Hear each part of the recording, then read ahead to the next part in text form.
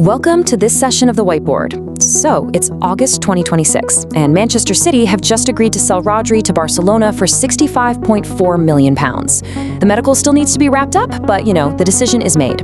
Now, I want you to just step away from all the noise for a second, look right past the breaking news banners and the knee-jerk reactions, because we're not doing a standard sports report here. Today, we're looking at the story of the space between everything. Okay, let's dive into this. Predictably, football Twitter is already at war over this transfer fee. Is it too cheap? Probably. Are Barcelona getting an absolute bargain? Almost certainly. And should City have moved mountains to keep him? Well, that really depends on who you ask. But honestly, those arguments are asking the completely wrong question. This whole surface-level financial debate entirely misses the point, because this story isn't actually about £65 million. The Barcelona transfer is merely the catalyst, the reason we need to tell this story in the first place. To really understand what Barcelona is actually buying here, we have to rewind the tape back to Madrid 2013. We've got Rodrigo Hernández Cascante, a youth player with obvious, truly exceptional football intelligence, and he's just been released by Atlético Madrid. The official reason they gave? Absolutely brutal.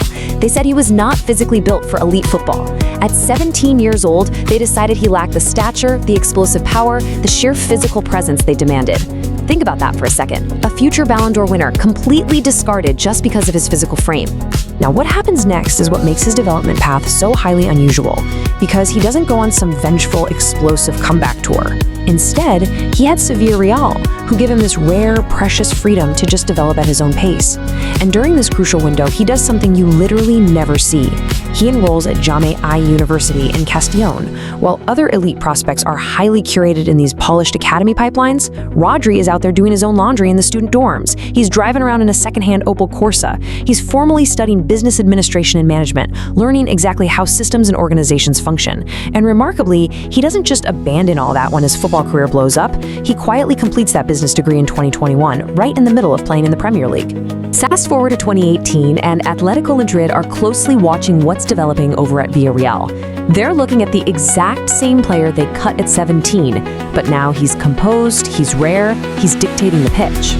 At some point, someone at Atlético has to sit down and do the really uncomfortable mental arithmetic, and they end up paying 20 million euros just to buy back the exact player they had rejected 5 years earlier. They judged him inadequate as a teenager and then shelled out 20 million to correct that exact mistake. So, under Diego Simeone, he gets one intense season to learn what truly elite defensive football demands.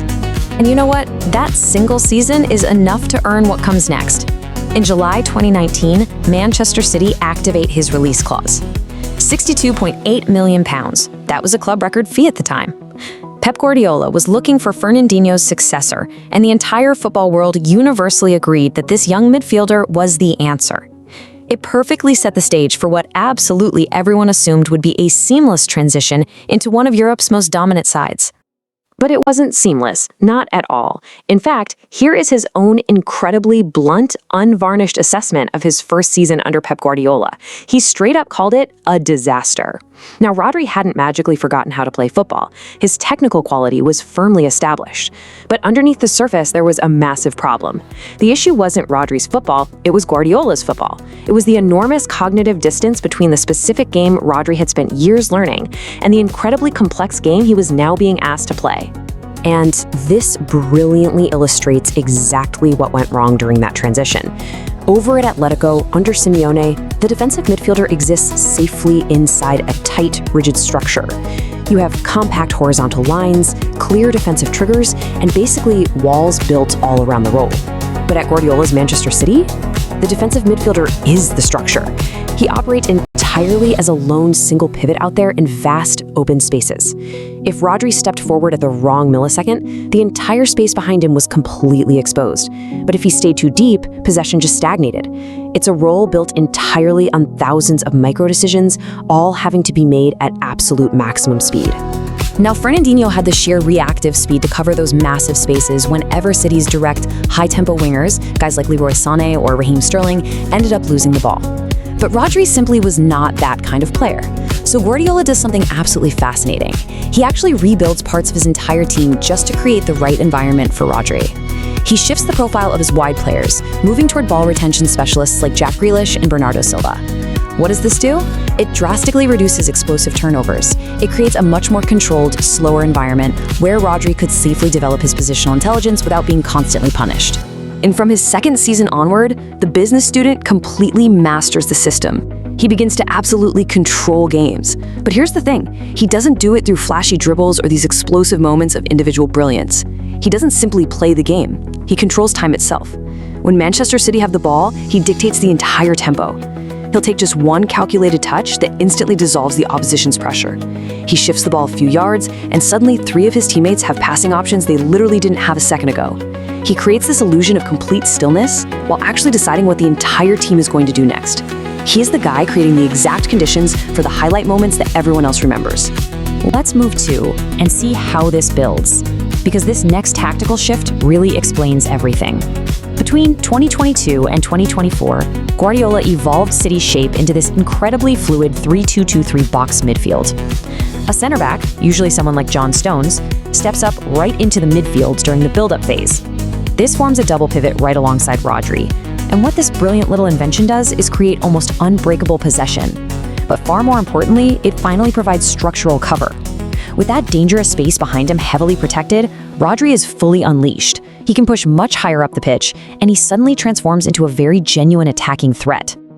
Which naturally leads us right here, because some nights in football really just deserve to be told slowly.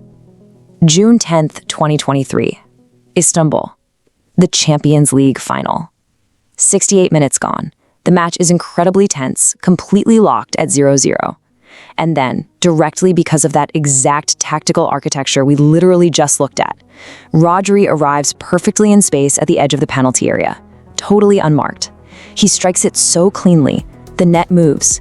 The unphysical teenager, the exact same player who called his own first season a disaster, scores the exact goal that forever seals Manchester City's historic treble.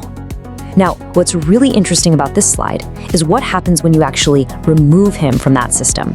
Back in September 2024, Rodri suffered a pretty severe ACL injury. Now, City had a bench full of world-class midfielders, Mateo Kovacic, Ilkay Gundogan, Bernardo Silva, but not a single one of them could replicate his structural function. The data here is genuinely staggering.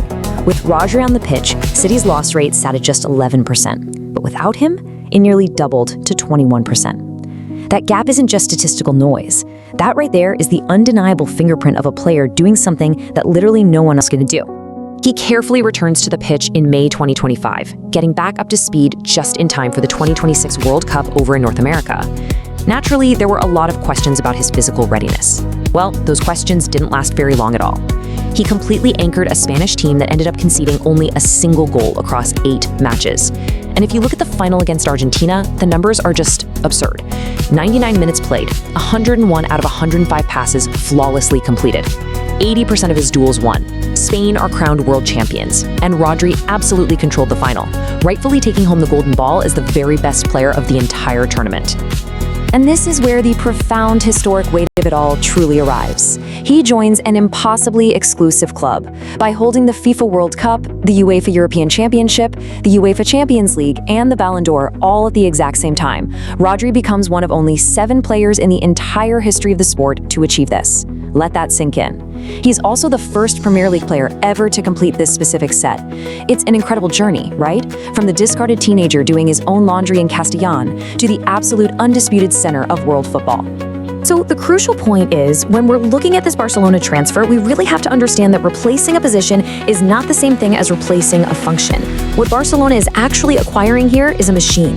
We're talking build-up stability, progressive passing, tempo control, defensive spatial coverage, and transition protection. And all of this is happening simultaneously at the highest possible intensity hundreds of times every single season. They aren't just buying a £65.4 million player to simply fill a position on a team sheet. They are acquiring a deeply complex, multi-layered cognitive function, the very function that basically anchored a modern dynasty.